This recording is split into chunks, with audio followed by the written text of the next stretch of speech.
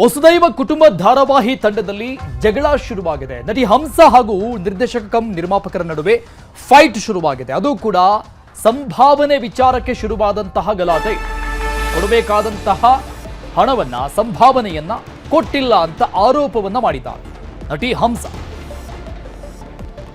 ನಿರ್ದೇಶಕ ಕಮ್ ನಿರ್ಮಾಪಕರ ನಡುವೆ ನಟಿಯ ನಡುವೆ ಗಲಾಟೆ ಆಗಿರುವುದು ರಂಪಾಟ ಆಗಿದೆ. ಸಂಭಾವನೆ ವಿಚಾರಕ್ಕೆ ಪ್ರೊಡ್ಯೂಸರ್ ಅನಿಲ್ ಜೊತೆಗೆ ನಟಿ ಹಂಸ ರಂಪಾಟವನ್ನ ಮಾಡಿದ್ದಾರೆ. ನಿರ್ದೇಶಕ ಕಮ್ ನಿರ್ಮಾಪಕ ಅನಿಲ್ ಕೋರಮಂಗಲಂ ಅವರು ಮೋಸವನ್ನ ಮಾಡಿದ್ದಾರೆ ಅಂತ ಆರೋಪವನ್ನ ಮಾಡಿದ್ದು. 3 ಲಕ್ಷ ಸಂಭಾವನೆ ಕೊಡಬೇಕಾಗಿತ್ತು, ಕೊಟ್ಟಿಲ್ಲ ಅಂತ ಅವರ ಗಂಭೀರ ಆರೋಪ ಇದೆ. ಈ ದುಡ್ಡು ಕೇಳಿದ್ರೆ ರೌಡಿಸಂ ಮಾಡ್ತೀರಾ ಅಂತ ಧಮಕಿ ಹಾಕ್ತಾ ಇದ್ದಾರೆ ನಮಗೇನೆ ಅಂತ. ನಮಗೆ ಹಣ ಕೊಡದೆ ಮೋಸ ಮಾಡಿದ್ದಾರೆ. ಹೋಟೆಲ್ ಓಪನ್ ಮಾಡಲು ಅನಿಲ್ಗೆ ಹಣ ಇದೆ, ಸಂಭಾವನೆ ಕೊಡೋಕೆ ಹಣವಿಲ್ವಾ ಅಂತ ನಟಿ ಪ್ರಶ್ನೆಯನ್ನ ಮಾಡಿದ್ದಾರೆ. ಈ ಬಗ್ಗೆ ಮಾತನಾಡೋದಕ್ಕೆ ಖುದ್ದು ನಟಿ ಹಂಸ ಅವರೇ ಸಂಪರ್ಕದಲ್ಲಿದ್ದಾರೆ. ಮೇಡಮ್ ನಮಸ್ಕಾರ. ಸರ್ ನಮಸ್ತೆ. ಒಂದು ಗಂಭೀರ ಆರೋಪ ಮಾಡಿದ್ದೀರಿ ನೀವು, 3 ಲಕ್ಷ ಸಂಭಾವನೆ ಬರೋದು ಕೊಟ್ಟಿಲ್ಲ ಅಂತ. ಕೇಳಕ್ ಹೋದ್ರೆ ನಮಗೆ ಧಮಕಿ ಹಾಕ್ತಾ ಇದ್ದಾರೆ ಅಂತ. ಆಕ್ಚುಲ್ ಆಗಿ ಏನಾಗಿತ್ತು, ಏನ್ ಪ್ರಾಬ್ಲಮ್ ಮೇಡಮ್ ಇದು? ಆಕ್ಚುಲಿ ವಸುದೈವ ಕುಟುಂಬ ಅಂತ ಸೀರಿಯಲ್ ಬರ್ತಿದೆ, ಅದಕ್ಕೆ ಕೋರಮಂಗಲ ಅನಿಲ್ ಅವರು ಪ್ರೊಡ್ಯೂಸರ್ ಆಗಿದ್ರು. ಓಕೆ. ನಾವು ಅದರಲ್ಲಿ ಕೆಲಸ ಮಾಡಿದೀವಿ. ಆಮೇಲೆ ಅವ್ರೇನೋ ಚಾನೆಲ್ ಅಲ್ಲಿ ಅವ್ರಿಗೂ ಚಾನೆಲ್ಗೂ ಏನೋ ಸಮಸ್ಯೆ ಆಗಿ ಪ್ರೊಡಕ್ಷನ್ ಹೌಸ್ ಚೇಂಜ್ ಆಯ್ತು. ಆಮೇಲೆ ಇವ್ರು ಕೊಡ್ಬೇಕಾಗಿರೋ ಪೇಮೆಂಟ್ ನ ಸೆಟಲ್ ಮಾಡಿ ಅಂತ ಕೇಳಿದಕ್ಕೆ ಅವರು ನಮಗೆ ಚಾನೆಲ್ ಇಂದ ದುಡ್ಡು ಬಂದಿಲ್ಲ ಅಂತ ಅಂದ್ರು. ನಾವು ಚಾನೆಲ್ ಅಲ್ಲಿ ಹೋಗಿ ಕೇಳಿದಕ್ಕೆ ನಾವು ನಾಳೆನೆ ರಿಲೀಸ್ ಮಾಡ್ತೀವಿ, ಇವ್ರು ನಿಮಗ್ ಪೇ ಮಾಡ್ತಾರೆ ಅಂತ ನಮಗೊಂದು ಮೇಲ್ ಹಾಕ್ಲಿ, ನಾವು ನಾಳೆನೆ ರಿಲೀಸ್ ಮಾಡ್ತೀವಿ ಅಂತ ಚಾನೆಲ್ ಅವ್ರು ಹೇಳ್ತಿದ್ದಾರೆ. ಇವರು ಮೇಲ್ ಹಾಕೋದಕ್ಕೆ ರೆಡಿ ಇಲ್ಲ ಅನಿಲ್ ಅವರು. ನಾವು ಹೋಗಿ ಖುದ್ದಾಗಿ ಡೈರೆಕ್ಟ್ ಆಗಿ ಹೋಗಿ ಕೇಳಿದ್ವಿ, ಯಾಕಂದ್ರೆ ಫೋನ್ ಮಾಡಿದ್ರೆ ಫೋನ್ ಎತ್ತಲಿಲ್ಲ, ಮೆಸೇಜ್ ಮಾಡಿದ್ರೆ ಮೆಸೇಜ್ ರಿಪ್ಲೈ ಮಾಡ್ಲಿಲ್ಲ.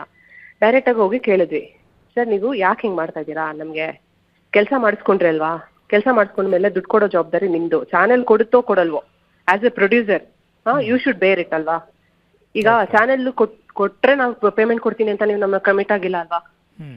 ನಿಮ್ದು ಚಾನೆಲ್ದು 1000 ಇರ್ಬೋದು, ನಮ್ಮನ್ನ ಯಾಕೆ ಮಧ್ಯದಲ್ಲಿ ಹಿಂಸೆ ಕೊಡ್ತಾ ಇದೀರಾ ಅಂತ ಕೇಳಿದಕ್ಕೆ ಏನ್ ರೌಡಿಸಂ ಮಾಡ್ತೀರಾ, ಹಂಗ್ ಮಾಡ್ತೀರಾ, ಹಿಂಗ್ ಮಾಡ್ತೀರಾ ಅನ್ಬಿಟ್ಟು ನಮ್ಗೆ ವಾಪಸ್ ತಿರುಗಿಸ್ಬಿಟ್ಟು ಹೇಳ್ಬಿಟ್ಟು ಕಳಿಸ್ಬಿಟ್ಟು ಬೇರೆಯವ್ರಿಗೆಲ್ಲ 25% ಪೇಮೆಂಟ್ ಹಾಕಿದ್ದಾರೆ.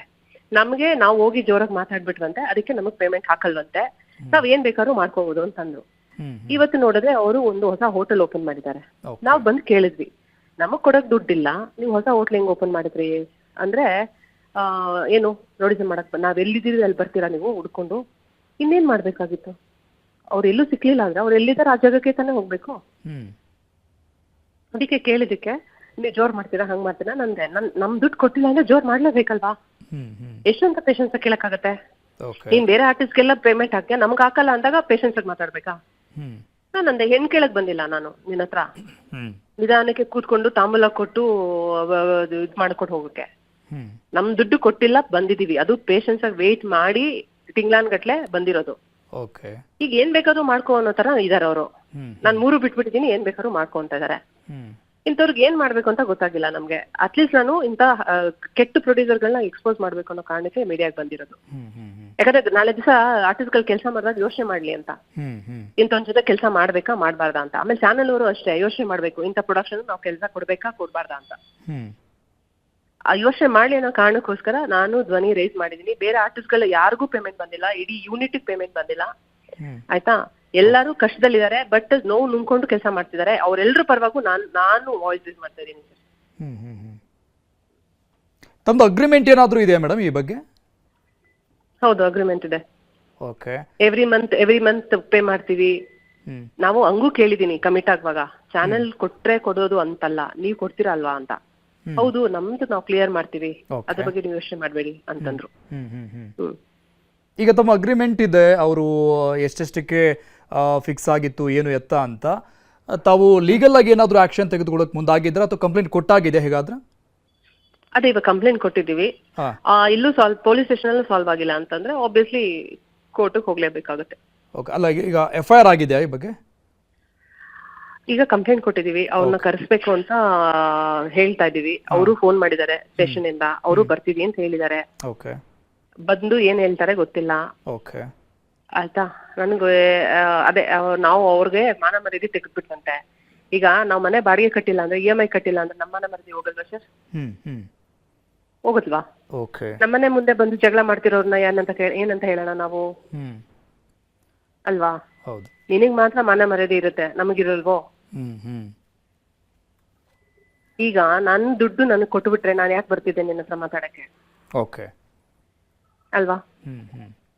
ನಾನು ನನ್ಗೂ ಹೇಳಿದೀನಿ, ಎಷ್ಟಾಗತ್ತೆ ಅಷ್ಟು ಕೊಟ್ಕೊಂಡು ಹೋಗಿ, ಒಂದೇ ಸಲ ಕೊಡಕ್ಕಾಗಲ್ಲ ಅಂದ್ರು ಎಷ್ಟಾಗತ್ತೆ ಅಷ್ಟು ಕೊಟ್ಕೊಂಡು ಹೋಗಿ ಅಂದ್ರೆ is they are not ready to commit for anything.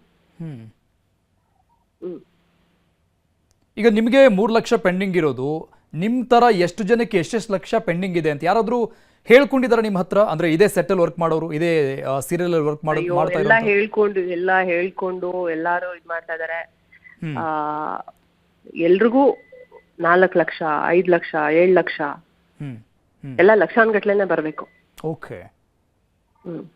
So ಆ ಪೈಕಿ ನೀವು ಒಬ್ರಿಗೆ ವಾಯ್ಸ್ ರೈಸ್ ಮಾಡಿರೋದು ಹಾಗಾದ್ರೆ? ಹೌದು. ಅಂದ್ರೆ ಬೇರೆಯವರು ಇವಾಗ ಅದು ನಾನು ಆ ಸೀರಿಯಲ್ ಇಂದ ಎಕ್ಸಿಟ್ ಆದೆ. ಯಾಕಂದ್ರೆ ನನಗೆ ಪೇಮೆಂಟ್ ಕೊಟ್ರೆ ನಾನು ಕೆಲಸ ಮಾಡೋದು ಅಂತ ಕೂತ್ಕೊಂಡೆ. ಹಾಗಾಗಿ ಅವರು ಇಲ್ಲ, ಅವರು ಅನಿಲ್ ಅವ್ರು ಕೊಡೋದು ಲೇಟ್ ಆಗುತ್ತೆ, ಹಂಗಂತ ನಾವು ಟೆಲಿಕಾಸ್ಟ್ ಸ್ಟಾಪ್ ಮಾಡಕ್ ಆಗಲ್ಲ ಅಂತ ಹೇಳ್ಬಿಟ್ಟು ರಿಪ್ಲೇಸ್ ಮಾಡ್ಕೊಂಡ್ರು. ಓಕೆ, ನೋ ಪ್ರಾಬ್ಲಮ್ ಅಂತ ನಾನು ಹೊರಗಡೆ ಬಂದು, ಇವಾಗ ನಾನು ಇಷ್ಟೆಲ್ಲ ಮಾತಾಡೋದಕ್ಕೆ ಏನಕ್ಕೆ ಆಗ್ತಿದೆ ಅಂದ್ರೆ ನಾನು ಸೀರಿಯಲ್ ಇಂದ ಹೊರಗಡೆ ಬಂದಿದ್ದೀನಿ. ಅದಕ್ಕೆ ಸೀರಿಯಲ್ ಅಲ್ಲಿ ಇರೋರು ಮಾತಾಡಕ್ ಆಗ್ತಿಲ್ಲ, ಯಾಕೆ ಅಂದ್ರೆ ಅವ್ರು ಸೀರಿಯಲ್ ಅಲ್ಲಿ ಇನ್ನೂ ಇದಾರೆ. ಅಷ್ಟೇ ವ್ಯತ್ಯಾಸ ನನ್ಗೂ ಅವ್ರಿಗೂ. ಮೇಡಮ್, ಇಲ್ಲಿ ನಿಮ್ ಪೇಮೆಂಟ್ ಮೆಥಡ್ ಹೇಗಿರುತ್ತೆ? ಮಂತ್ಲಿ ಕೊಡೋದು ಅಥವಾ ಒನ್ ಟೈಮ್ ಸೆಟಲ್ಮೆಂಟ್ ಹೇಗಿರುತ್ತೆ? ಇಲ್ಲ, ಮಂತ್ಲಿ ಕೊಡ್ಬೇಕು. ಅವ್ರು ಮಂತ್ಲಿ ಒಂದು ಡೇಟ್ ಅಂತ ಕಮಿಟ್ ಆಗಿರ್ತಾರೆ. ನನಗೆ ಅವರು 10th ಅಂತ ಕಮಿಟ್ ಆಗಿದ್ರು, ಎವ್ರಿ ಮಂತ್ 10th ಅಂತ. ಬೇಡ ಸರ್, 10th ಬೇಡ, 15 ಬೇಡ, 2 ಮಂತ್ಸ್ ವೇಟ್ ಮಾಡಿದೀವಿ ನಾವು. ಈಗ ಜಾನ್ ಪೇಮೆಂಟ್ ಈಗ ಏಪ್ರಿಲ್ ಆಗಿದೆ. ಕೇಳಿದ್ರೆ ನಾವು ದಬ್ಬಾಳಿಕೆ ಮಾಡ್ತಾ ಇದೀವಿ ಅವ್ರ ಮೇಲೆ. ಸೊ ಈಗ 5 ತಿಂಗಳದ್ದು ಪೇಮೆಂಟ್ ನಿಮಗೆ ಪೆಂಡಿಂಗ್ ಇರೋದು 3 lakhs. ಹೌದು. Okay madam, thank you so much news ಜೊತೆ ಮಾತನಾಡಿದ್ದಕ್ಕೆ.